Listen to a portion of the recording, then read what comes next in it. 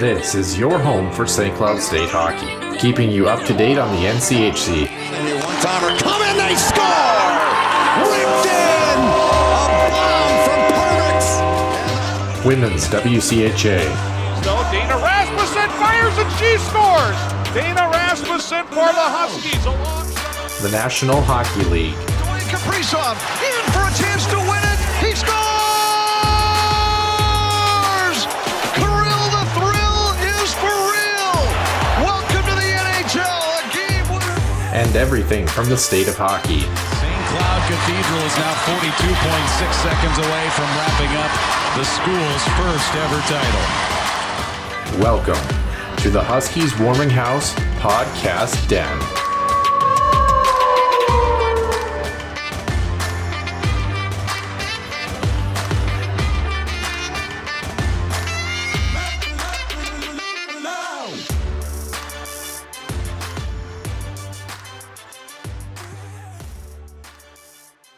Welcome into episode number 103 here on the Huskies Warming House podcast. Nick, it is Sunday morning. It is 8 o'clock. If the Huskies would have won yesterday, we wouldn't be here, but we are, so we're cranky for a multitude of reasons. It's fine. It's whatever. A lot of hockey going on. The women's Frozen Four is set. Men's hockey is set for the respective playoffs for each of the conferences. St. Cloud is not among those teams, unfortunately. The Minnesota Wild continue to do whatever it is that they're doing these days. And Jack Eichel keeps saying stuff, and it's kind of interesting. So we're going to take a look at the college hockey world, a little bit of NHL, and a little bit of stardom, if you will, as you would take a look at your NHL Be a Pro if you were Jack Eichel. And we are going to start. We are going to start, as always, with Center Ice View news and notes and the Huskies Illustrated Weekly Roundup. Center Ice View news and notes. Center Ice View provides you with the best coverage of St. Cloud State Huskies hockey, from game notes, recaps, photos, and more. Go to centericeview.com.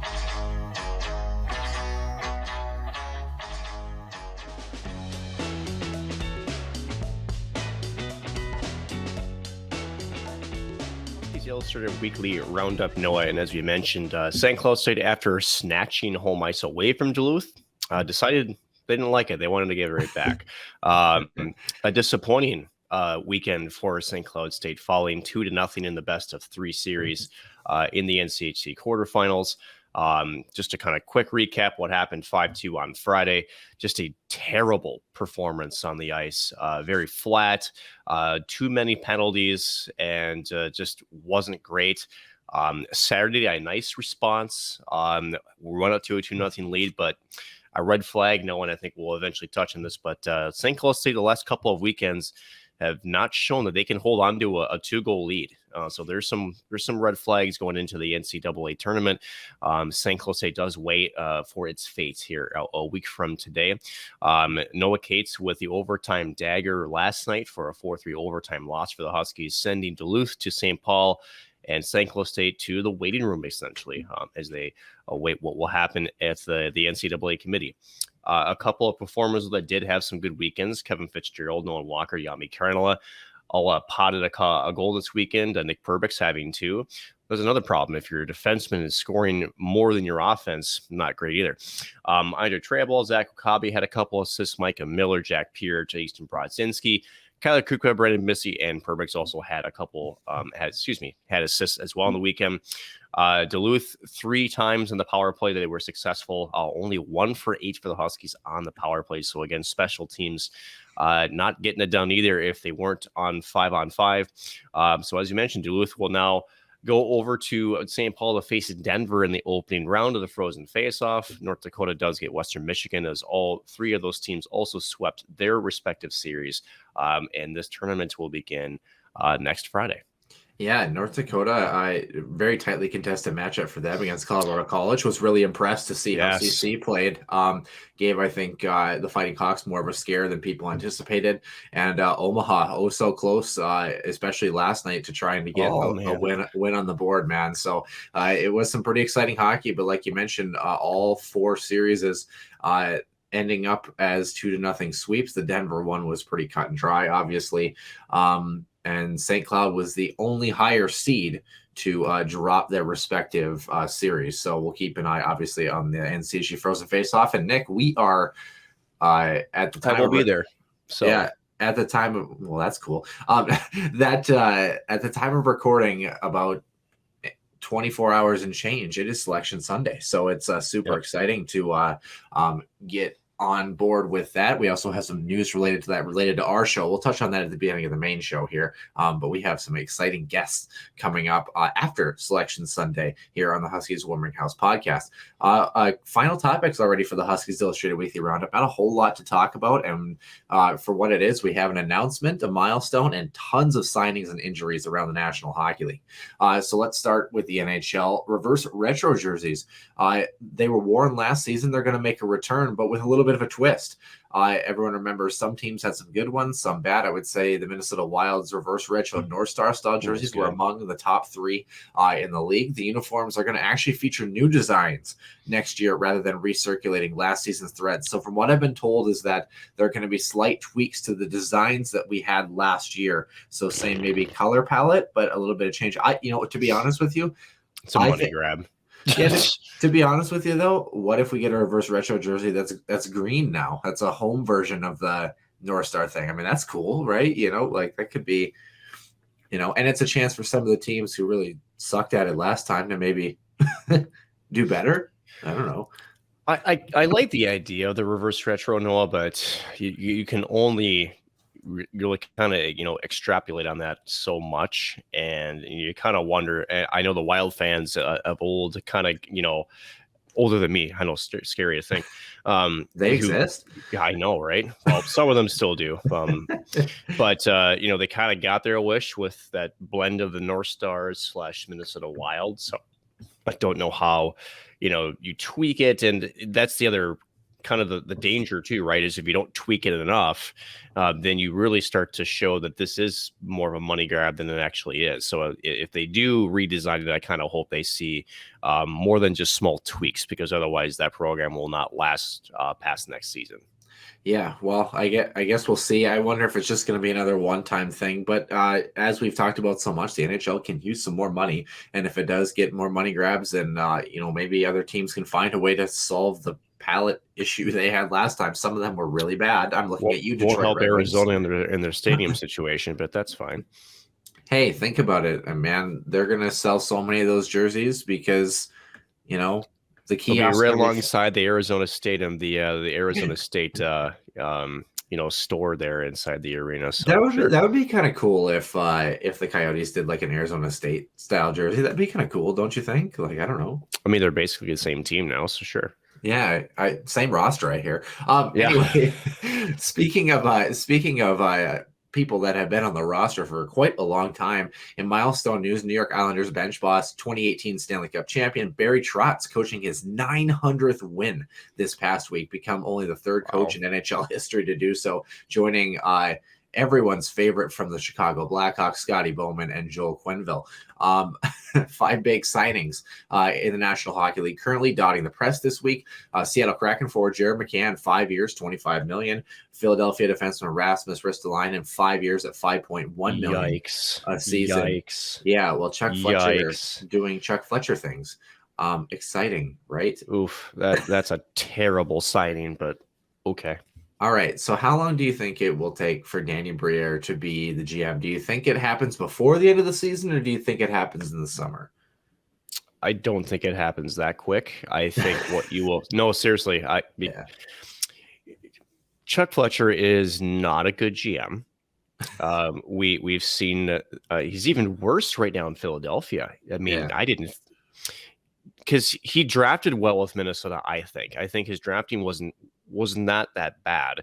The question is, he held on to the core too long and then did knee-jerk over-the-top trades that gave away futures way too more for players that didn't fit on a roster, as just and the trades were just not good. So hashtag Martin Hansel.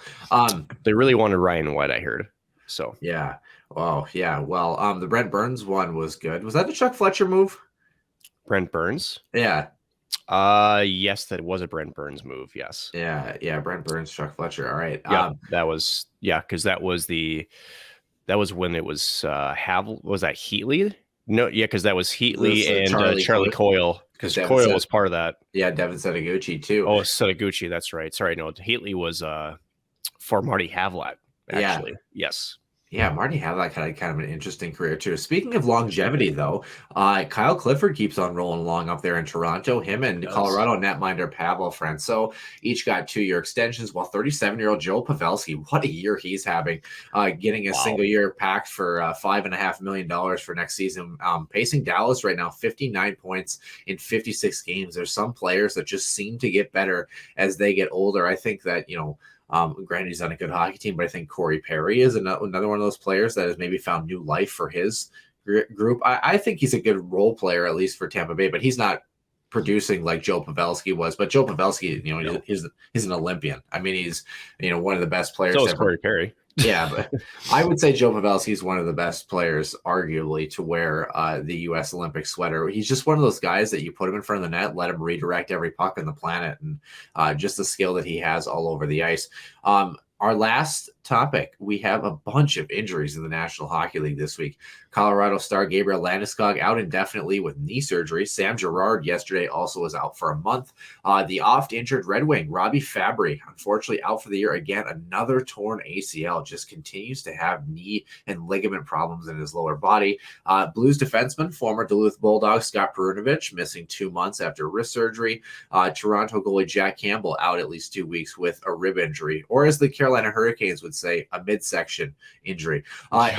In our last pair of ailments, this one was kind of scary. Last night, Chicago defenseman Connor Murphy was stretchered off the ice last night after a hit from behind against Ottawa on Saturday. And Dallas will be without rearguard Miro Heiskanen after being diagnosed with mononucleosis.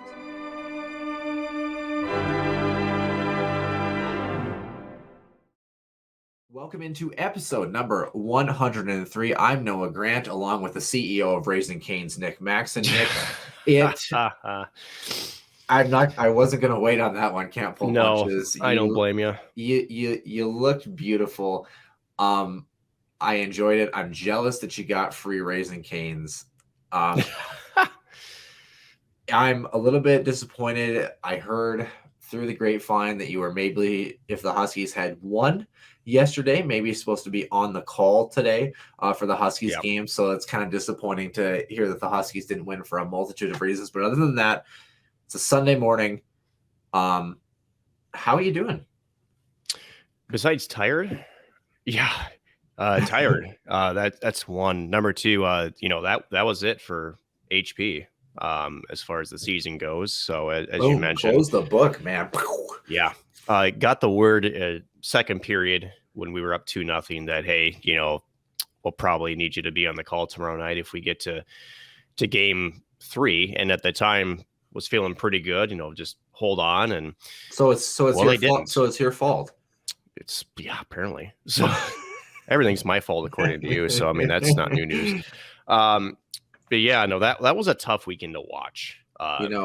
It was, and I think obviously we're going to get to that in a moment here, but I think the most difficult thing to honestly watch was the fact that you picked up the chicken finger and you didn't do the one thing you're supposed to do and dip it in the cane sauce, man. You can't be messing around. But I got to be honest, 10 out of 10 points. The bite you took was absolutely huge in the studio. I loved it. I loved every minute of it. If you haven't gotten a chance to check it out on Twitter, we made a GIF of it. Nick, you look good. Out there, it was exciting. It was so for those inside, was that set up? It was, yes. Yeah. But and also the Raising Cane, let's say it was not fresh. Oh, it was a little cold. It was free though.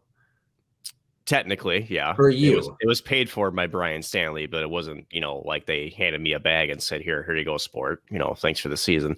So we've appreciated everything you've done in the last 5 years. Here's a chicken finger. Yeah, pretty much.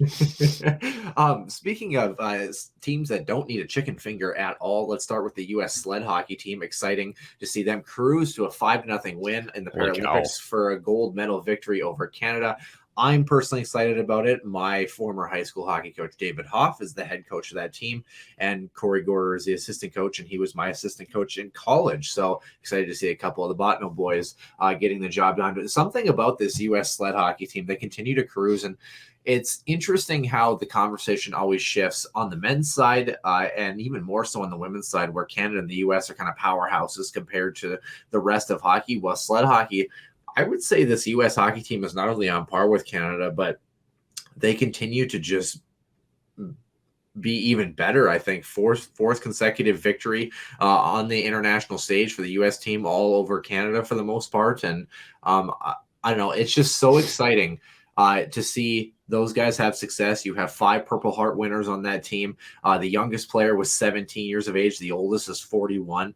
And, Nick, for those who don't know, and for those who have never gotten a chance to watch a sled hockey game, I don't think I could ever do it. I mean, the upper body strength that those guys have and the physicality that they have, it's pretty darn impressive.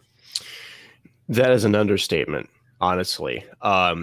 When you watch these guys play, and, not only do a lot of these, players have gone through just some personal adversity, to say it lightly, right?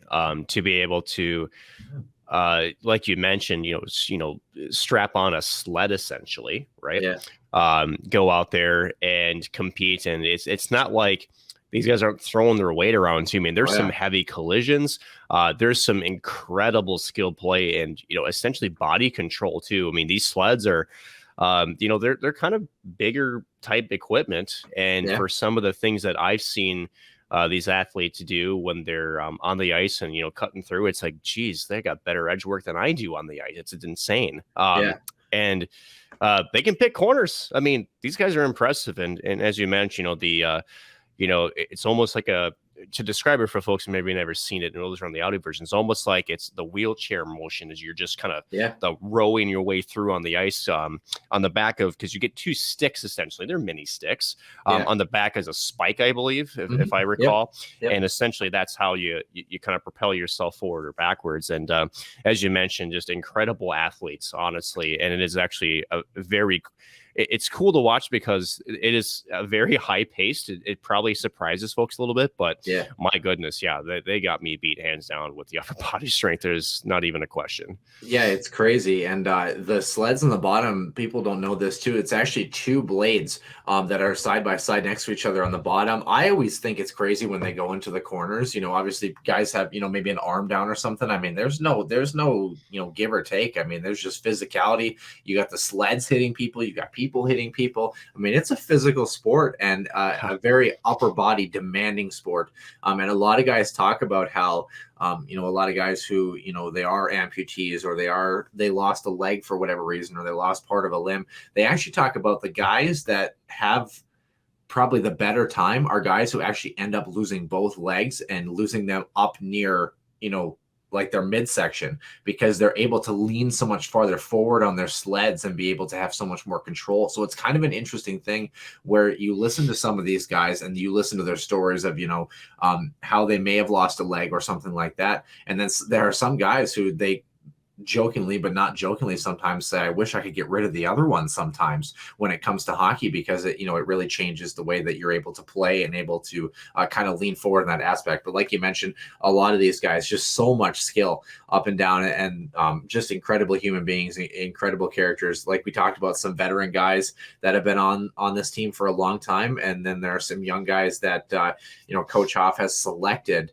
to really focus on being the future for USA Hockey, and their program really got jump-started in the mid 2000s, 2007, 2008, and ever since then have really took off with their development camps and really gained a lot of access, not only at the Olympic level, but for regional activities. I mean, here in Minot, we've got a bunch of sled hockey things going on too, and it's just so exciting to see all the developments related to that. So congratulations to the U.S. sled hockey team and their performance. Moving over to another tournament that it's big, I guess. The state tournament, Maybe. Minnesota high school hockey, a great game between Hermantown and Warroad, a 3-2 score on that one. But what takes the cake? Double A, holy smokes, man! What a game! 6-5. I got to be honest with you, Nick. And someone else said this on Twitter, and we got a chance to watch both the overtimes, especially after the Huskies game. That second overtime, especially. I got to be honest. We've talked about games of the decade, games of the century, whatever you want to call it. That I would say at least is probably top 5 best hockey games I have ever watched. I mean, it was insanity from start to finish. How wide open it was, how much pace there was, especially for being a double overtime game with a bunch of high school kids in front of 19,500 people. Insane. That's lightly said. Caught the end of the first overtime after the Huskies game was over from our overtime defeat, and then stuck around and watched there in the studio all the way through the double overtime game winner for Andover. And yeah, I mean, holy cow. Just an incredible showing by these younger kids on a big stage, right? I think what often gets overlooked is, it's the state tourney. There's nerves. These kids are young. This is, something that, they look up to, as they're growing up. I think any kid, who play, this is where they want to be. So there's always some jitterbugs or whatnot that they're going through. But, as you mentioned, 10 goals in regulation, and then just a kind of a goofy broken play that end up, finding an end over bounce, right? And it's tough for Maple Grove there, because there's no goaltender in the world, despite how good both goaltenders were playing in that hockey game. My goodness. But that's sort of the way those games end up, right? Is you kind of get a crazy bounce and a fortuitous rebound, and it's an opportunistic goal. And so congratulations to Andover on their 2 AA success. And my goodness, again, just another reason this entire tournament shows why Minnesota State high school hockey, and then just again why we are actually a state of hockey. Sorry, Massachusetts. It's just incredible. And let's just say there was also a lot of comparisons to the broadcast crew versus maybe another entity nationally, but we'll leave that at bay. Yeah, obviously. Exciting to watch the game, Jim Erickson, as you're referring to, by the way. I'd like to mention for 45 TV, obviously, radio voice for the St. Cloud State Huskies just does a fantastic job. The ultimate professional, and Jim is always a good time to talk to whenever you get a chance to see him or listen to him. Just, one of the best voices in the game. And, one of the kindest human beings as well. Yes. Yeah. Fantastic. And I don't know. I always, I know for you and I, it's in a sense, it's just Jim, but I think, it's sometimes kind of a pinch me moment too, to see him, because, he's done the tournament for so long, and it's like, he is just Jim to us, but really the way he broadcasts, he's so much more than that. And what he brings to the table, he's done a couple of NHL games, obviously, on the radio call too. And it's just, if you've never gotten a chance, especially to listen to a Huskies hockey game on the radio, you've got to listen to Jim call a hockey game, because what he brings to the table, obviously listening to the tournament as well too on 45 TV, but just what he brings to the table, couldn't be happier for him, and really hope he does get that shot in the NHL one day before he does say sayonara to the broadcasting world. Another tournament that we're also going to be paying attention to as well before we get to our men's hockey. Women's hockey, the Frozen Four is set, by the way. Northeastern beat Wisconsin by a score of 4-2. Yeah, Yale just edging out Colgate the other night. Duluth beating Minnesota on Minnesota's Ritter by a score of 2-1. And then Ohio State, the other WCHA team, beating Quinnipiac by a score of 4-3 in overtime. So Duluth is going to face Northeastern now, and Yale is going to get Ohio State. The two winners will meet each other upcoming for a national championship. So exciting to see women's hockey and see where they are headed there. I think the table's set pretty good for Northeastern to run away with this. They're such a good hockey team, and best goaltender in women's college hockey on that squad as well. So how about Duluth? They've had a pretty bad hockey weekend, right? Jeez. But I don't want to talk about it, but guess what, Nick? We kind of have to. We're about to talk about it. Here we go. Trivia question this week. St. Cloud, they've won 4 series in the NCHC quarterfinals. Did you know that, Nick? Sure. That number's still the same after this weekend. Unfortunately. They found themselves down 1-0 against Duluth yesterday. How many of St. Cloud State's first round series have gone to 3 games? And who was the latest opponent in a 3-game affair? Wasn't it many? Was it only 1 or 2? It's only 1. You probably know the opponent too, I would think. Yeah, it's Miami. Yeah, it is Miami. I remember. Yeah, I remember following that series because that was the Ryan Paling era, and there was that team was definitely stacked, and Miami was not where they were right now, but they were certainly on the decline, and it was a shocking overtime win for Miami in game number 2 to send that to 3 games. And let's just say, if Huskies fans are in a panic now, at that moment, trust me, it was pandemonium there for a little bit. So. Yeah, 2008, 17, 18. St. Cloud won games 1 and 3 in that series to advance the NCHC Frozen Faceoff. Kind of interesting when you look back in history. Miami actually had an NCHC quarterfinal in which they swept the St. Cloud State Huskies as well too. So kind of interesting to see the different directions of the programs. But men's hockey, dropping a very flat hockey game on that Friday night by a score of 5-2. A much, much, much better effort. A great start for the Huskies yesterday. Thought the second period was okay, about dead even. The Huskies get a bounce. Third period, Duluth definitely turned the tide. Shots 13-1 in that third period. A very good push from Scott Sandlin's group. And then I honestly think, besides the first couple minutes and the bounce for Duluth at the end, I thought St. Cloud was maybe the better team in overtime. A crossbar and a swing and a miss away from maybe putting that one to a game 3. Unfortunately, we didn't get the result that we were looking for.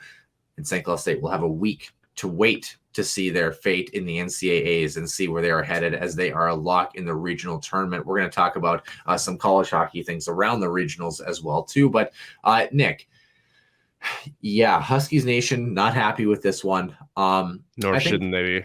No.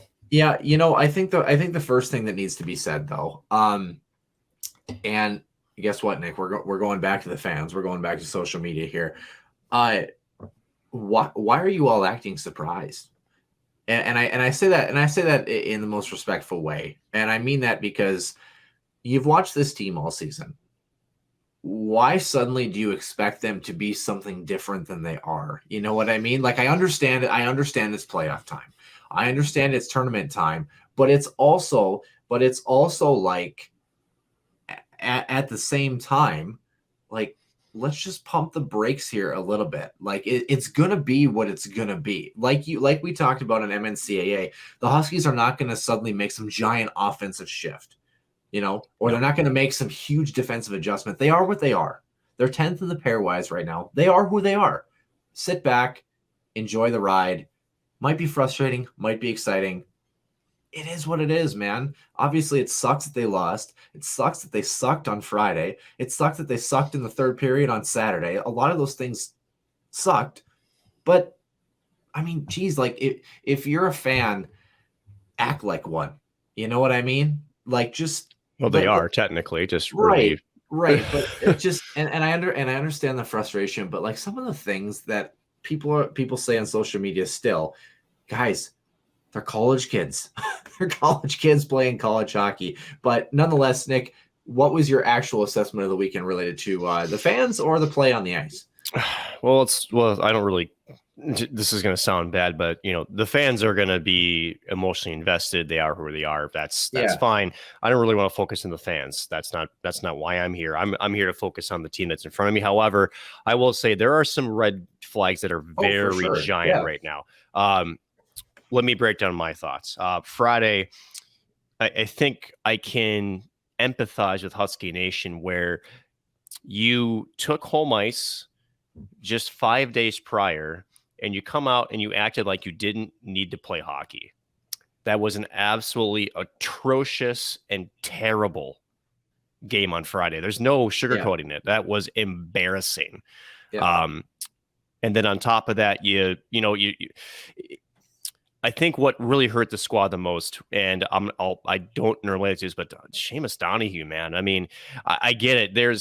there's emotions, there's frustration that are involved, especially when you're not, things aren't going your way. And, for someone who I know Seamus is, he takes a lot of pride in what he does, but then the back-to-back penalties that led to the 4-2 lead for UMD in that hockey game. And, he was essentially pretty much put on the end of the bench for most of the remaining third. And then said, hey, the message was sent by Brett Larson, and so he kind of forced him to scratch him for Saturday's game. And it's one of those where it was a necessary move, but also for an assistant captain, what in the heck is going on here? This is not, especially now, right? That I think this is where the Husky fandom frustration is these are the kind of losses that you have in October and November, not in March.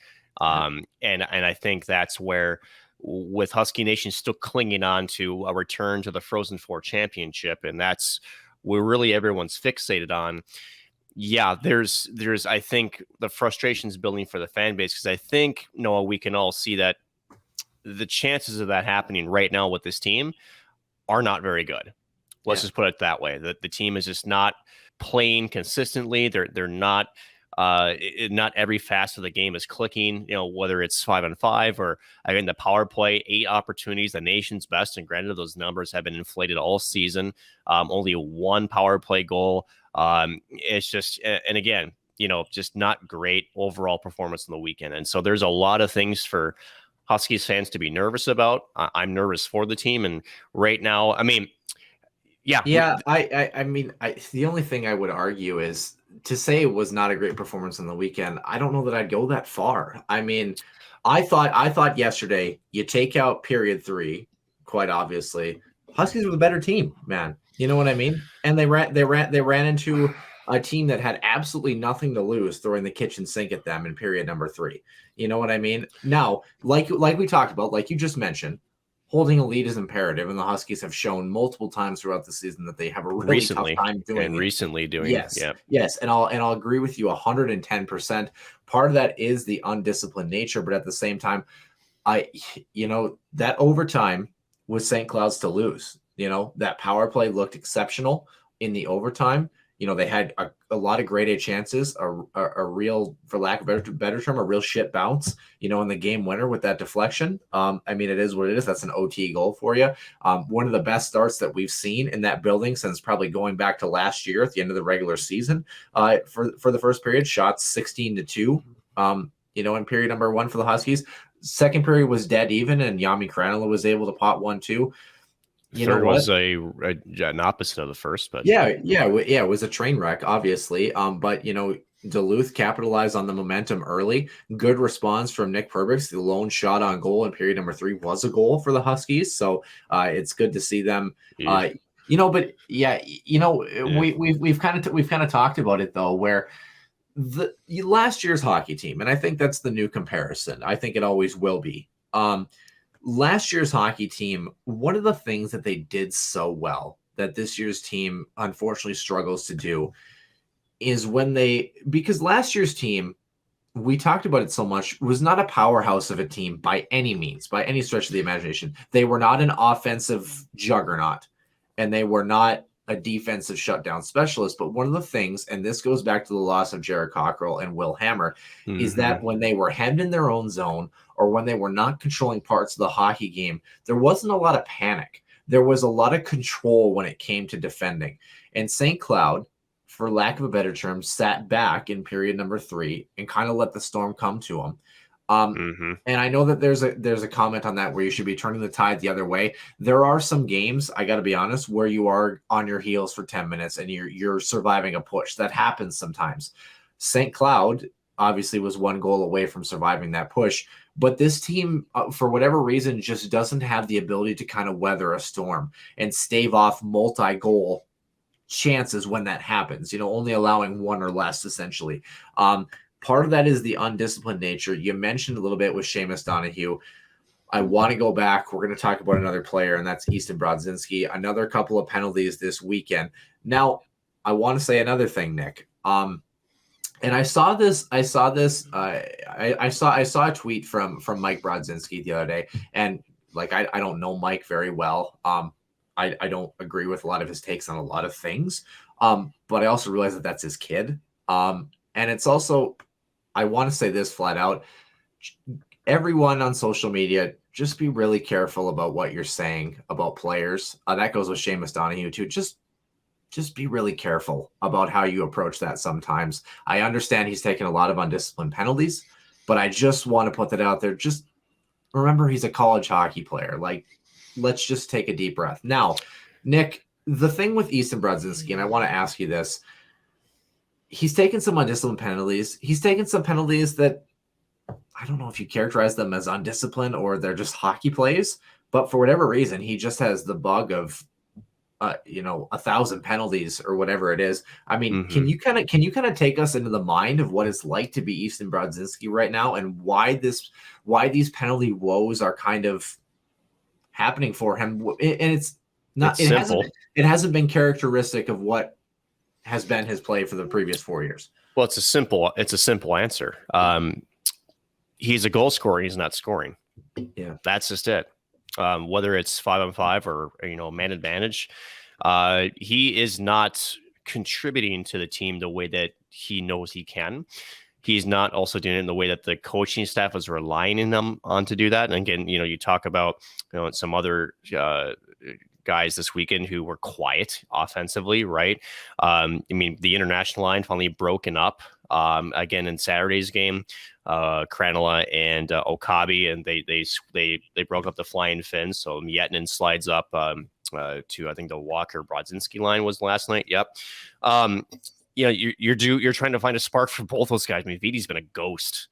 But the one thing with Vidi is, he's not scoring, but he's not shooting himself in the foot per se. He's still not a great defensive player by any means. In fact, I would say Vidi's one of the ones that needs the most work, especially along the boards. But back to Easton, that's just it. He's not getting the bounces. He's not finding the back of the net to the ways he's used to. And the one thing, again, and this goes back to NHL coaching, is if you're not scoring, don't get scored on, or don't allow a situation where the other team can get an advantage to score on you. And at the end of the day, these penalties are coming in inopportune times. And unfortunately, a lot's been made about the St. Cloud State power play, but again, the penalty kill has not been great either as of late. So you're seeing again this trickle down effect from these penalties, and it's really throwing St. Cloud for a loop. They're a team that needs to be more 5-on-5 if they're going to be successful to roll multiple lines and to get their forecheck going. And when you have to stall out because of penalties, it just hurts this team's dynamic. And again, I'm not saying that Easton's the one all be all, because he's certainly not the only one. We talked about a couple, and they're not the only two that are taking penalties. Let's remind you, but it seems like their names have been heading more to the box more frequent, as of late. To me, we talked about Sam Henges also, that 5-minute charging major on Friday that really could have, stifled any sort of comeback to late in the third in Friday's game. So just the team, again, it shows that even the team's frustrated. The players are frustrated, and I think that that's really what's going on.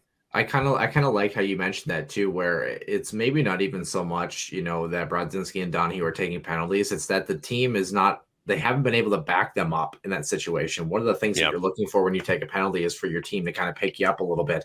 And penalty kill wise, it hasn't been that great. Before we take a look around the college hockey world, I also wanted to get your quick take. A couple things here. One of the things I was also kind of disappointed to see, and I understand it was state tournament weekend, so I know it plays a role, and I know it's spring break. I still think we could have packed the Herb Brooks National Hockey Center this weekend. Yeah. Yikes. We were at 51 and 54% capacity for both games this weekend. Kind of a difficult thing to take a look at. But, okay, if you're St. Cloud, you've got a week off. Tournament time, you await your fate. What's the adjustment that needs to be made, if anything, during tournament time? What is your plan? What is your focus if you're St. Cloud? Now it's winner take all. You're going to the big dance. It's in between the ears now, I think. If there's one thing that I've really been worried about what this team is, and especially the way that this last weekend transpired, right? You're feeling good. You get home ice. You feel like, okay, we've got an advantage, right? Nope. So, it's not a great way to head into the NCAA tournament. Now, mind you, there's no guarantees yet that they're in. I know that they say 100%. Yes, there is. But yes, there is. Mathematically, I did the math. Yes, they're in. I did it. Well, we're going to talk about it in about 5 seconds, but yeah. Let's do it this way. Mathematically, they're in. Mentally, I'm not 100% confident. Okay, but I still just told you what was up anyway. Cool.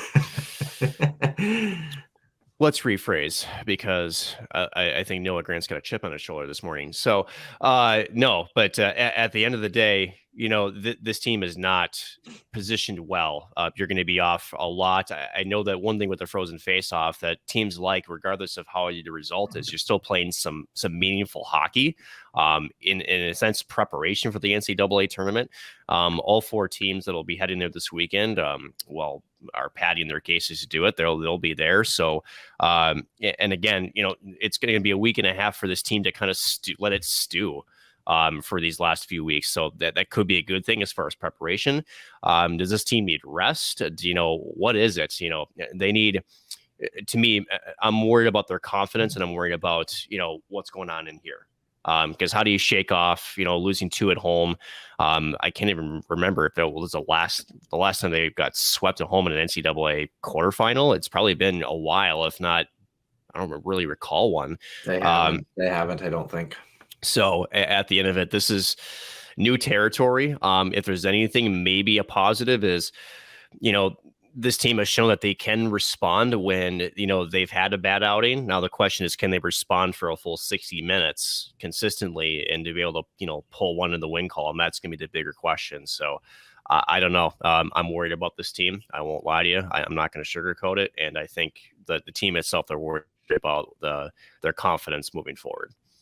Yeah. I mean, in an odd way, I'm not worried at all. And I say that because you either continue to win hockey games or you're done. You know what I mean? Like we're at that point where worry doesn't really get you anywhere. You know what I mean? Like they're going to go out and they're going to play. And I guess I'm trying to look at the positive. I guess, like, enjoy the ride. The Huskies may have 1 game left. They may have 4 left. Who knows? You know what I mean? Like, tournament time is tournament time. And we've seen crazier things happen. I mean, would it be the most St. Cloud State thing ever to have a really poor second half of the season, then suddenly find unbelievable life in the NCAA tournament? I mean, crazier things have happened. But St. Cloud, thankfully for them, did their work in the first half of the season to get themselves to this point in the pairwise, at least. So let's kind of take a look around the college hockey world, shall we? I did more math yesterday, for better or worse, Nick. And from what I've seen is that going through the conference, obviously Atlantic Hockey, like we talked about, 1 auto bid at 16. That's either going to be 32 AIC, 45 Air Force, 39 Mercyhurst, 34 Sacred Heart, or 38 RIT. So one of those teams will fill that 16 slot. The ECAC, 1 more team could go, and 1 is a lock. So Quinnipiac is the only one that is locked in. 16 Clarkson, 32 Colgate is going to get 24 Cornell. So one of those 2 teams will play. And Harvard at 23 is going to play 41 RPI. So the winners of Colgate, Cornell, and a Harvard RPI will get Clarkson and Quinnipiac. So Quinnipiac is in. But if somebody else other than Quinnipiac wins that tournament, they're also into that tournament as well. So there's 1 slot for you there. That could change. The CCHA, great success story right now for Bemidji State. Yeah. Looking good for them. So 1 lock, obviously Mankato, number 1 in the country. Bemidji State is the other one that could go. So you got 2 slots there. Hockey East, 1 of them will go in this tournament. Up to 4 of them could go in the tournament. 14 Northeastern, 13 UMass Lowell, 11 UMass. So UMass Lowell and UMass actually play each other. And 19 UConn gets 14 Northeastern. So I don't see all 4 of them going, but there is a scenario in which all 4 of them could make the case. And I'll tell you what, that lock you say with St. Cloud, if all 4 of those make it. That's what I'm saying, though, Nick. Here's the scenario. You've got 2 potential teams that could come from the ECAC or the CCHA. But if that happens, 3 or less from Hockey East will go, meaning 5 teams max could do that, plus the auto bid. But for Hockey East, up to 4 going usually should mean that both the CCHA and the ECAC squads both don't make it. I think that's the only scenario. So at max, I have 5 slots that could be taken, which would be slots 11 through 15, and then the 16th slot with the auto bid. So I think St. Cloud is the last team right now that has locked their position in the tournament based on what I see from the pairwise and what can happen with these conference tournaments. Because the thing to remember is all these teams are going to kind of beat up on each other. I think the only way that 4 could go is if UMass Lowell beats UMass and then loses to UConn, who is 19 right now. That's the only scenario in which I could see 4 even getting a shot. And even then, Mankato has to win and Bemidji State has to lose in the CCHA. And in the ECAC, Quinnipiac needs to take that tournament for them to have all 4 teams. So really, it's not as cut and dry in terms of it being wide open. I think 1 and 10 are still safe. So that'd be Mankato, Michigan, Denver, Minnesota, Western, North Dakota, Quinnipiac, Notre Dame, Duluth, and then St. Cloud. So to kind of recap, Atlantic Hockey gets an auto bid. ECAC has 1 team locked in. Hockey East has nobody locked in right now. The CCHA has 1 in Mankato. Big Ten has 3. That's Michigan, Minnesota, and then Notre Dame. And then the NCHC has 5 right now, including St. Cloud. So St. Cloud is like the tail end of the locks. They just made the cut from what I can see as far as the way that the tournaments are going to shake out. So I don't know, but where does St. Cloud end up? God, they could be a 4 seed, Nick. They could end up getting Minnesota. You know what I mean? I don't know. I'm curious to see, do you think Bemidji State can pull it off in the CCHA, by the way? Well, they have shown that come tournament time, they're a brand of hockey that can frustrate teams. So no question, they could do it. You can, it's one of those teams that you never really pay too much attention to because they're not a great regular season team. But come tournament time, this is the brand of hockey they play. They have the ability to upset, especially offensive heavy teams. We saw that with Cole Caulfield last year and Wisconsin getting out in the first round. And it was an upset that I had picked on my board just because of the way that series was kind of shaping out. But it's no question. Realistically, though, if the Mavericks were to lose to Bemidji here, with how good the Mavericks are, I mean, it was 8-1. They walked over Northern Michigan. It was, oh my goodness, it was not even close.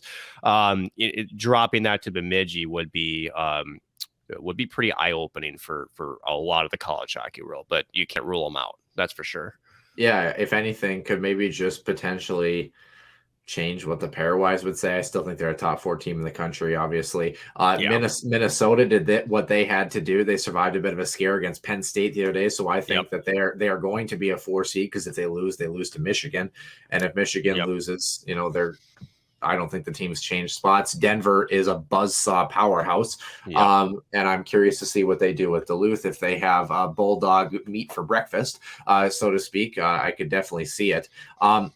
Right before we go on to our extra ice session, which is some Jack Eichel stuff, how about we talk about some Minnesota Wild real quick? By the way, the Minnesota Wild have been in action for this past week. And it's been kind of an up and down week for this club. Couple of good signs, couple of things that have been kind of meh, but I think they've been trending in a better direction-ish as of late. So to kind of recap, since our last show, 6-3 loss against Dallas. That was a very poor second period. That was a bad one. Good response against the Rangers, a 5-2 win on home ice. A weird hockey game, a 6-5 shootout win against Detroit, and then losing a lead with the extra attacker in the dying moments against Columbus, and then a shootout loss against the Blue Jackets. The Wild have Nashville today on Sunday, Boston at home on Wednesday, and then Chicago this upcoming Saturday. All those games at home. The Mikko Koivu's retirement also tonight as well. Yeah, actually, the Wild have a 9-game homestand coming up. So hopefully that is helpful for this club. But Nick, just a quick thought on the Minnesota Wild. What have you seen this week? Anything you like, anything you don't like? Is this team going to make the playoffs?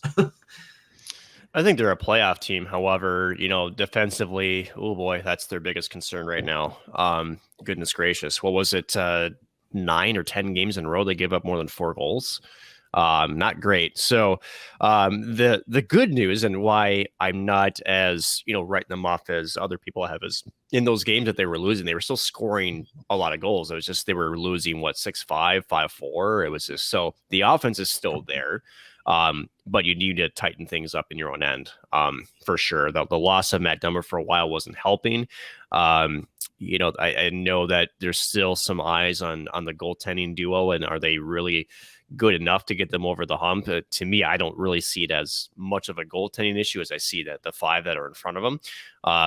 Could you make an upgrade? Sure. Is that really going to help you? Maybe a little, but I do think it's more about the structure in front of them. So better as of late, even despite the overtime loss, they're not giving up as many goals as they have been in the past, but that's a trend that needs to continue to go that way if they're going to be a much deeper push like they were earlier in their season. So that's overall, I'm not that concerned about them, but just need to tighten things up, and the injuries and lineup changes haven't helped out a lot of those matters either. Yeah, I definitely agree. I don't think we're as panicked as we were last week. I think there were some good signs throughout the week. Kind of a weird game. Detroit actually played really well against the Wild the other night. A couple of really nice goals for them. Quite a Donnybrook at the end of period number 2, by the way. Yeah. For two teams that don't play each other very much, that was a emotionally charged hockey game. Oh, that was some old school Western Conference stuff. Yes, there. It was. Yeah, that was. We're still not their least favorite squad. That's the Colorado Avalanche. So yeah, that's fair. That's no joke. When I was out there in 2017, catching the final Wild appearance at Joe Louis Arena, mind you, that was a hell of an experience. I'll tell you that. The Detroit fan base, love them or hate them, that around Joe Louis Arena, that was a passionate group of fans, and we were sitting down at a bar after the overtime loss again on that game. That was a Star Sunday matchup. It was Andreas Athanasiou that beat a sprawling Devin Dubnyk, because that's apparently the only thing you like to do to try to make a save. But we're at a bar after the game, and they're proper hockey fans. I will say it that way. Yeah. Having a couple beers and just chatting. They're like, you know what? You guys are a good team. Louis Fine goes, just do me a favor. Goes, can you just beat Colorado in the playoffs? So they're still salty with that team, and I think that's a rivalry that runs very, very deep. And so yeah, you got to give a shout out to the Detroit fan base. And yeah, that was a more charged up game than I was expecting, honestly. But yeah, that was still fun. That was a good old, like you said, old fashioned old Western Conference full hockey there from Detroit, Minnesota. You know what? My final thought of the Minnesota Wild, by the way, and I actually think a little more defensively as of late. You know who I think has looked okay, especially after being hurt? I think Matt Dumba's looked all right, to be honest with you. I know he gets a lot of flack, but I got to be honest. I mean, past couple of games, I think that he's been somewhat defensively responsible, and I think offensively he's trying to push. Hasn't really produced a whole lot, but I think he's looked okay. I mean, he's looked all right. I mean, he's trying to get back in game shape. When you're losing an injury, that's he was out for a little bit. It's going to take a little time to get back, and he'll be fine. I'm not that worried about it. Again, I'm more worried about the forward group, I should say. Coming back to the zone, to the neutral zone of the back check, and then just especially the way that they are playing offensively when the defensemen are so free. They have the freedom, I should say, to kind of get on the offense to pinch. It's just making sure that the forwards that they're covering are playing the right angles, that there's still a third guy high, so that way if there is a turnover, especially at the blue lines, that you have pressure coming back. And so, well, I don't know, we'll see. Yeah, but Nick, Brendan Manel. Yeah, what about him? Yeah, somebody probably has an argument there. Kalen Addison has looked kind of up and down too. By the way, I wonder if Alex Goligoski is going to be a cap casualty. By the way, I know that Minnesota had thoughts of bringing him back next season, but I don't know if. I mean, there's a conversation you have to have with him. If he's going to come back, it's not going to be at the $5 million. And I think I know Michael Russo had actually made this exact same point for The Athletic actually a couple months ago, that there was already interest from Bill Guerin to try to re-ink Alex Goligoski to an extension. And just like that is, he's going to have to take a hometown discount if he wants to stay. The problem is the good thing for Minnesota, and also a bad thing for Alex Goligoski maybe, is he's getting up there in age. So he's not the most fleet of foot anymore. He's still a very rock solid, two-way defenseman. And the other problem is, could he probably get more on the market than what he could probably sign in Minnesota? Probably. I bet if he went to Chuck Fletcher, you get a nice deal. So, that, and that's just it. I think you'll see Gallagher test the market, because I think there is a market for him outside of Minnesota. The question is going to be for, is it that much more advantageous for him financially, or does it make more sense? I know we'll have to see, but I do think that's a postseason type conversation rather than a trade deadline conversation. Just hang on to Kevin Fiala. That's all I'm saying. Anyway. Oof. Anyways. Will do it. That will do it for the regular portion of the show here for episode number 103. We're going to head over to our extra ice session where a certain NHL superstar, if you will, said some superstar-y things.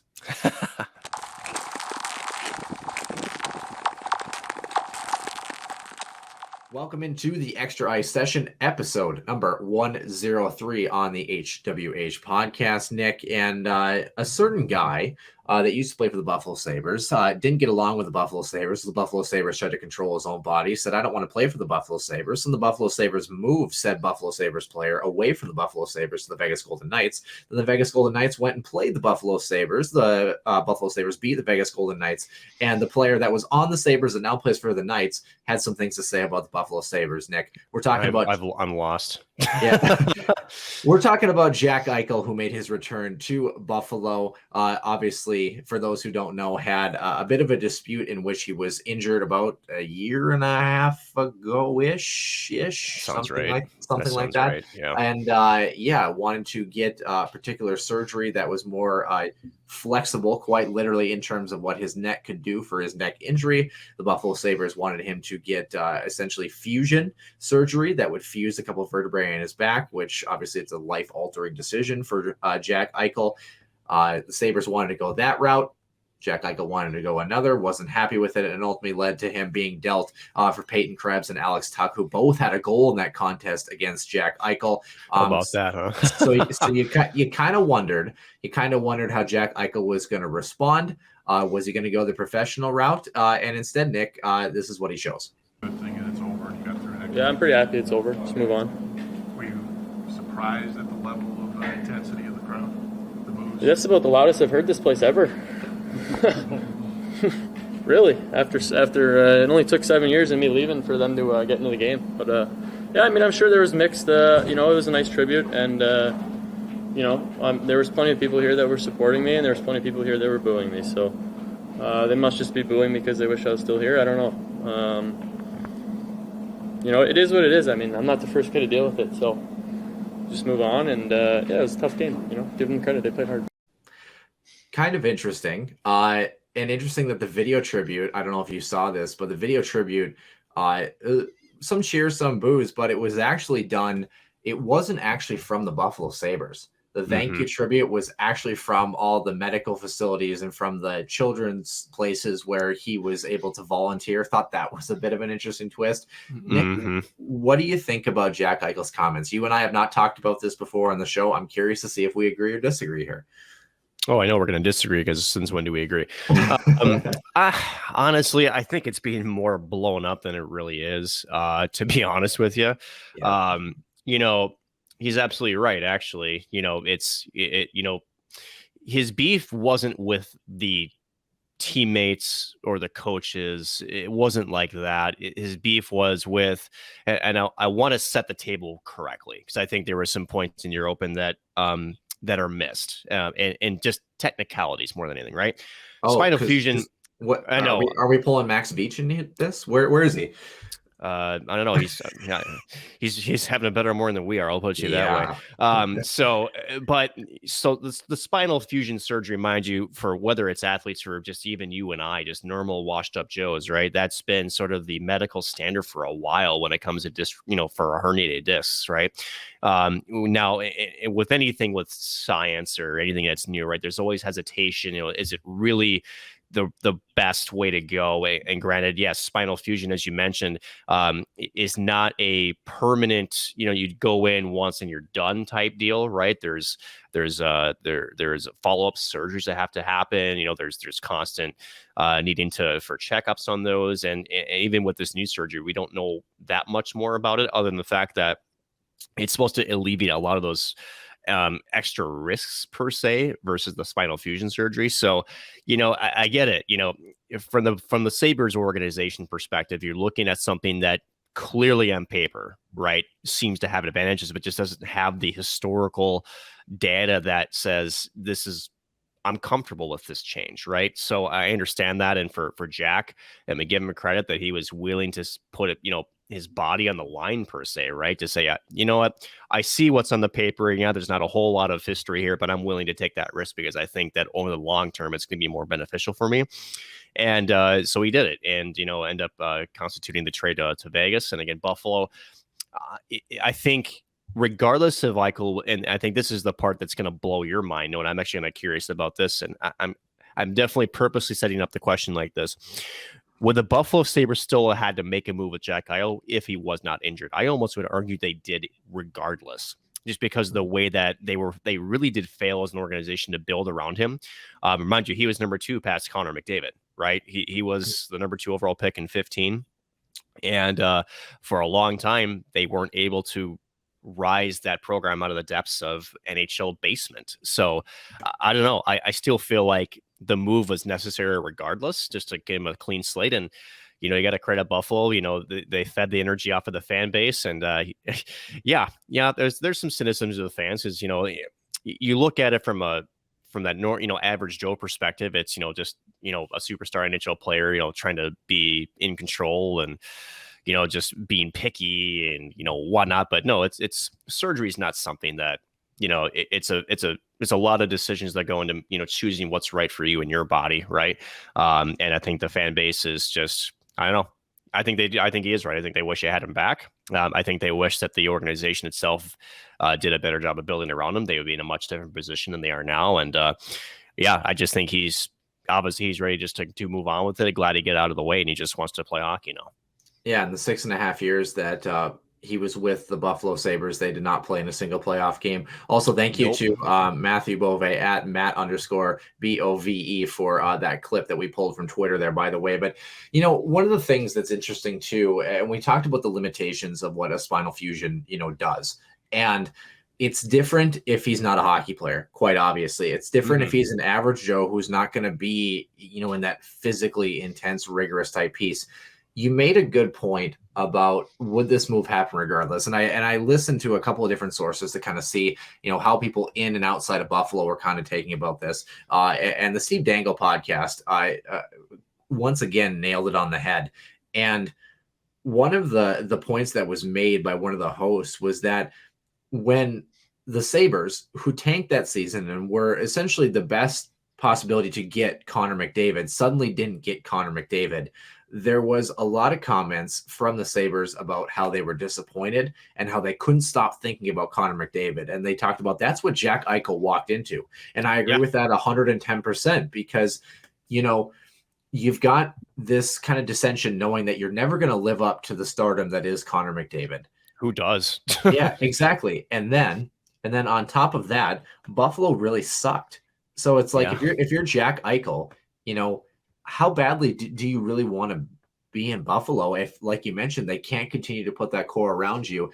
And it's interesting, too, because Jack Eichel has also been kind of made the villain, even though he decided to stay long term. And for better or for worse, the Buffalo Sabres pay him more money than what Sidney Crosby makes. The man makes $10 million a season. And like they mentioned on the podcast as well, he's never played in a playoff game, So might get his chance this year, by the way, with the Vegas Golden Knights. But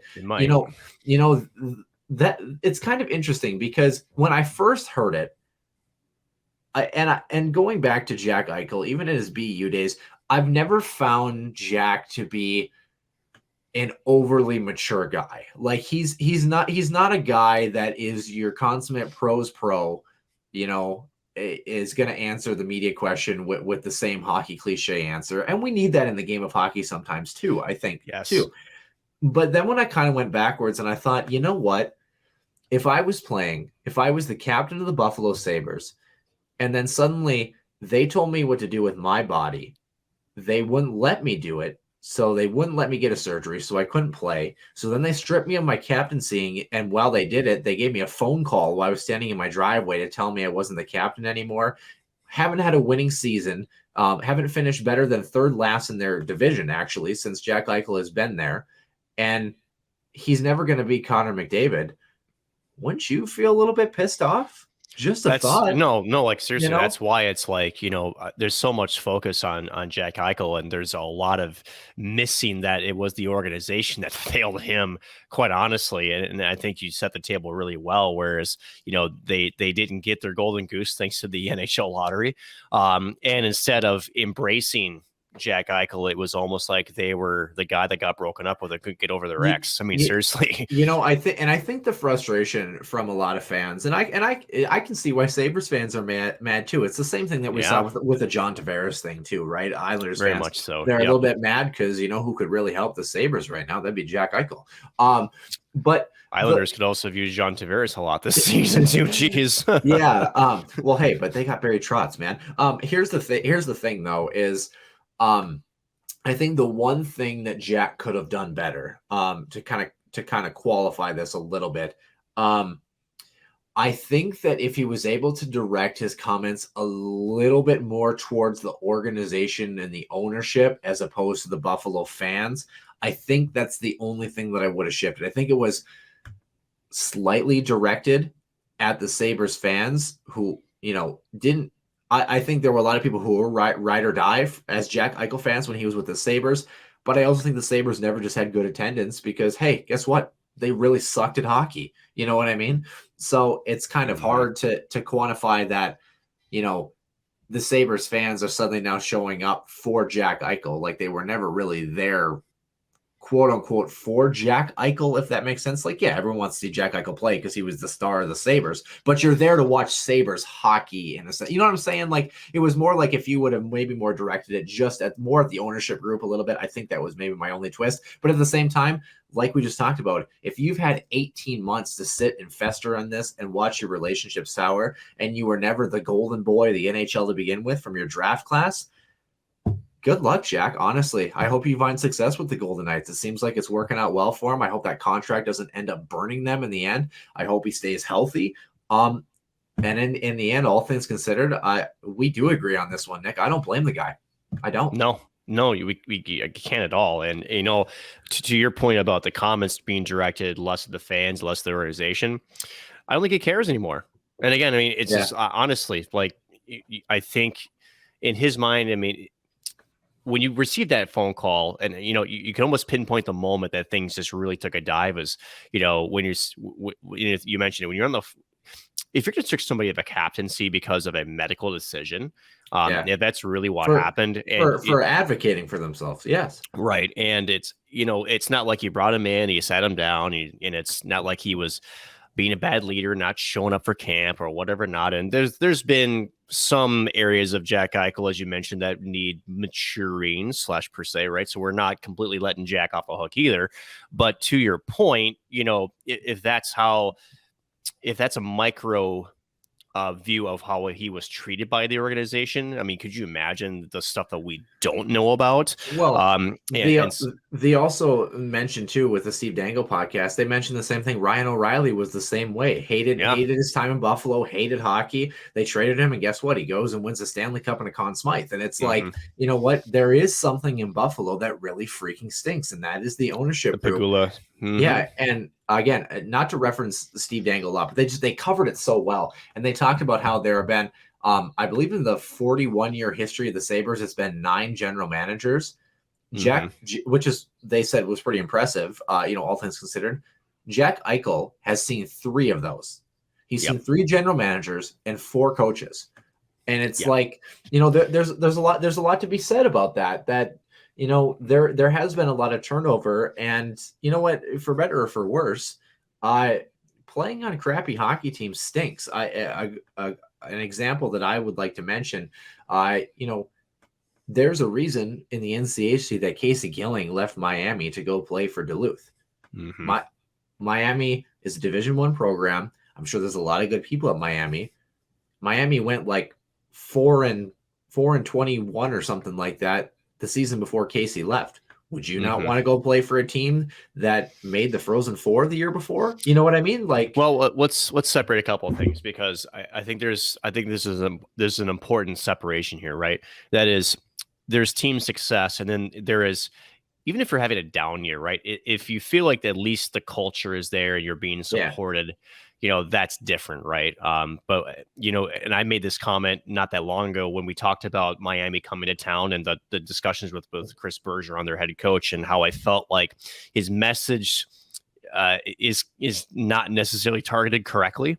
It's almost seems like it's a wash, rinse, repeat per se, which is the effort isn't there and we need to do this, and he's basically publicly smoking his team about that they're not really engaged in what has to be done to win a hockey game. And even if it's true, right? If that's your only stake you're gonna die on, that wears thin very quickly. And do we know if that's the whole story in Miami? No, we don't, right? We don't know what's going on behind closed doors, but you do mention Miami and how some folks have left the organization.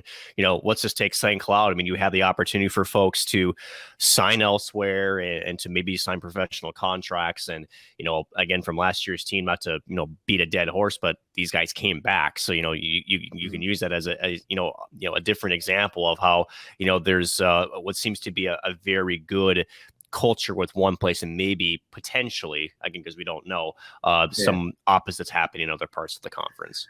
And the thing that's just so painful, and you talked about it too, is the advocacy piece, and we've touched on this quite a bit. But I mean, it's almost like, for example, in our clinical practice, I'll be on the med surg unit this summer. It's almost like if someone comes in and they say, here are your two options for surgery or whatever you want, and the patient says, well, no, I'd like this one instead of this one, and we said, no, you can't do that, get out of here, get out of the hospital. It's like, why are you there then? You know what I mean? So the piece of it is just like, again, we've talked so much about it, but again, it took a much more personal side. I think we go back to maybe an example, Kirill Kaprizov's contract negotiations, right? And how there was some maybe bitterness between the Wild fan base and maybe some people about the way that was going to be handled.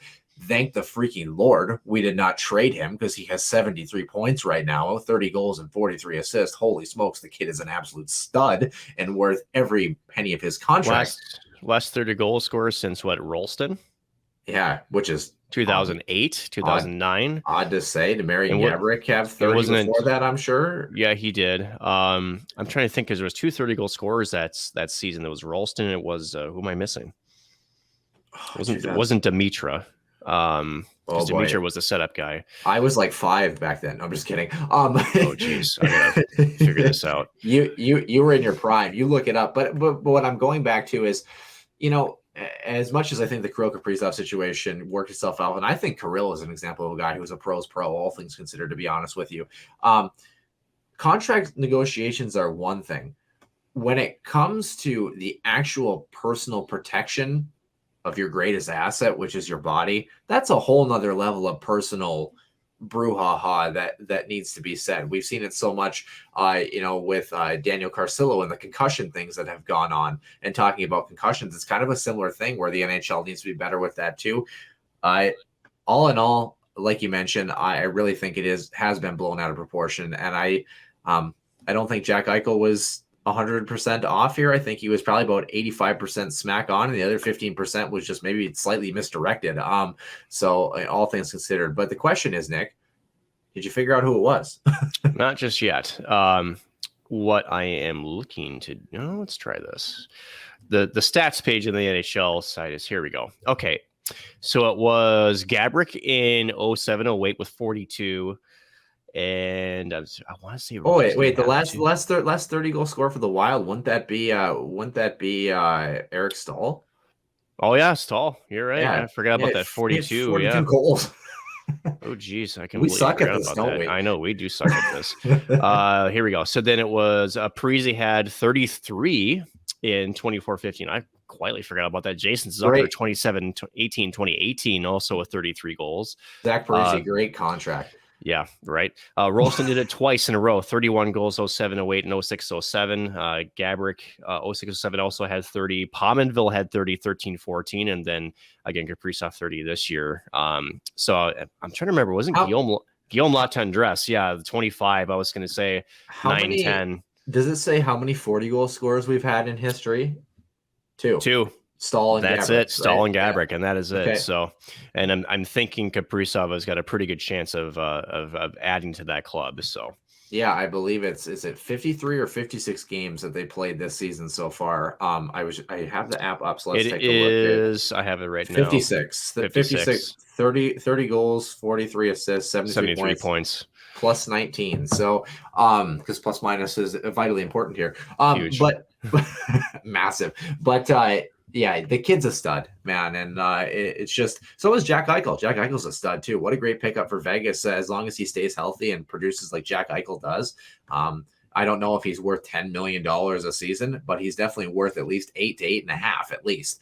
Right. You know, and if you have to have a bit of overpay to add a guy like that to the Vegas Golden Knights at a cost of, I mean, I love Alex Tuck, and I think Peyton Krebs will be a decent little player, but what is essentially a somewhat of a steal, all things considered, for a generational talent like Jack Eichel, if he stays healthy, like we mentioned.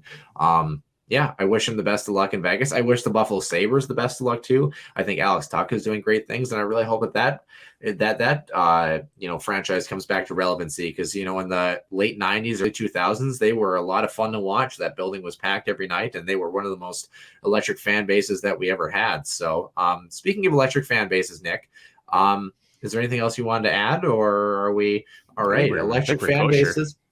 Electric fan bases, wherever the St. Cloud State Huskies are. If you get a chance to travel out to the regional, go support them. Wish the boys the best of luck. Stay positive. It's going to be what it's going to be, and enjoy the ride. Actually, St. Cloud has no pressure of being a 1 seed here this year. So you know what? They don't really have a whole lot to lose, and they can play spoiler here. So can't lose to AIC, so that's good. St. Cloud would find a way, wouldn't they? Where AIC upsets Mankato in the opening round, and then they get the Huskies to go to the Frozen Four. Anyway, with that being said, Huskies fans are screaming in their cars driving to work on a Monday morning. No, I think they've already shut it off. Yeah, maybe about an hour ago. But that will do it for episode number 103. The announcement that we were going to make, by the way, for our guests, coming up after Selection Sunday in the morning. We're not going to have a whole lot of info on that. In fact, I'm kind of thinking, by the way, you're supposed to think before. Yeah, I'm kind of thinking, because usually our plan is to have our guests on for about 35 to 40 minutes, I'm thinking. And that every time it goes an hour and a half. Yeah, but selection Sunday is on Sunday, but we usually do the show Sunday morning. Does it make more sense to tie everything all into episode number 104 and kind of lay it out for the fans and wait an extra day or two? Yeah, give me a Sunday, please. Yeah. I think we might do that. So episode number 104 is probably going to come out on a Tuesday morning at 6 o'clock on the 22nd. So on the 21st, we will be recording episode number 104 with special guests, Caleb Peabody, Marissa Voss from Mankato, and everyone's favorite, Max Beach from the Duluth Bulldogs. Because why don't we hear more about some Duluth hockey and how they did in the NCHC Frozen Faceoff? Anyway, can you feel my eye twitching for those on the audio feed? But that will do it for episode 103. Catch you back on the following Tuesday for episode number 104.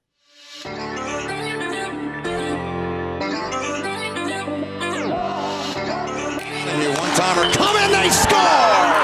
Ripped in! A bomb from Pervix! So Dana Rasmussen fires and she scores! Dana Rasmussen for the Huskies alongside Dwayne Kaprizov in for a chance to win it! He scores! Kirill the Thrill is for real! Welcome to the NHL! Cathedral is now 42.6 seconds away from wrapping up the school's first ever title.